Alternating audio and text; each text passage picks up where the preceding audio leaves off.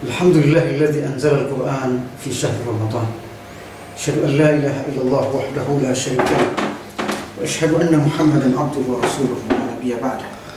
Allahumma shalli wa sallim ala hadzal nabiyil karim nabiyina Muhammadin wa ala alihi wa sahbihi ajma'in, amma ba'd. Pemirsa Isnet TV yang dirahmati Allah Subhanahu wa taala dimanapun Anda berada. Kita bersyukur pada Allah pada malam hari ini. Kita berada di malam ke-17 atau hari ke-17 Ramadan. Hari ini diturunkan Al-Quran. Turunnya Al-Quran ke muka bumi adalah rahmat terbesar yang pernah Allah turunkan untuk manusia. Petunjuk besar yang pernah Allah Subhanahu wa ta'ala berikan kepada umat manusia. Oleh karenanya hampir semua kitab suci yang diturunkan kepada Nabi dan Rasul itu di bulan Ramadan. Allah Subhanahu wa ta'ala berfirman dalam Al-Quran, "Syahrul Ramadan alladzi unzila fihi al-Quran hudan lin-nasi wa bayyinatin minal huda wal furqan." Bulan Ramadan adalah bulan diturunkannya Al-Quran, menjadi petunjuk bagi manusia dan penjelas bagi petunjuk itu sendiri serta pembeda antara yang hak dan yang batil. Turunnya kitab suci ke muka bumi adalah untuk membedakan hak dan batil, untuk memperlihatkan kepada manusia mana yang boleh dan mana yang tidak boleh, mana yang haram dan mana yang halal, mana yang harus dilakukan dan mana yang harus ditinggalkan. Dia harus menjadi petunjuk bagi manusia kitab suci ini, saudaraku yang dirahmati Allah SWT. Oleh karenanya, proses turunnya Al-Quran ini menurut para ulama, bagaimana dikutip oleh Al-Qurtubi dan At-Tabari, bahwa Al-Quran 30 juz itu turun dari Lauhil Mahfuz ke Sama'id Dunya 30 juz. Baru kemudian dari Sama'id Dunya ke langit dunia kepada Nabi Muhammad SAW untuk disampaikan kepada umat manusia selama 23 tahun, berangsur-angsur selama 23 tahun lebih. Disesuaikan dengan peristiwa, disesuaikan dengan kejadian yang dialami oleh para sahabat dan umat Islam. Untuk apa? Agar supaya Al-Quran ini bisa dipahami dan diaplikasikan dalam kehidupan, agar supaya Al-Quran selalu relevan dalam kehidupan manusia. Oleh karenanya, para ulama menyepakati bahwa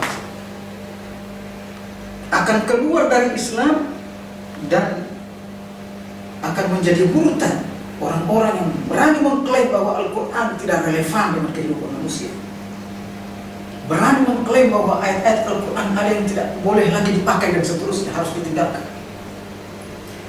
Saudaraku, Al-Quran mencakup kehidupan kita semuanya, mencakup seluruh dimensi kehidupan manusia.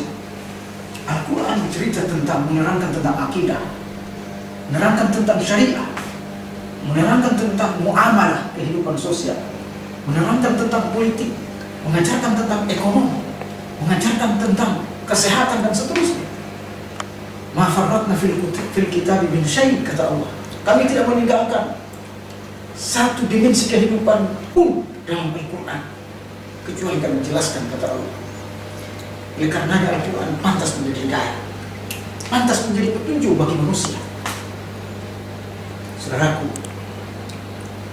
Al-Quran, kata Allah Subhanahu wa ta'ala, tidak boleh dilakukan oleh siapapun, apalagi mereka yang beriman kepada Allah.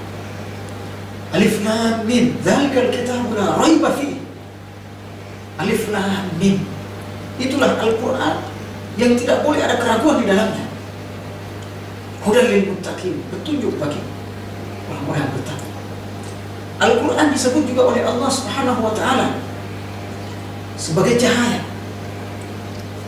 sebagai ruh. Kenapa disebut sebagai cahaya? Nuran min amrina wa anzalna ilaika nuran min amrina, kami turunkan kepada kalian cahaya dari kami. Kenapa dia sebagai cahaya?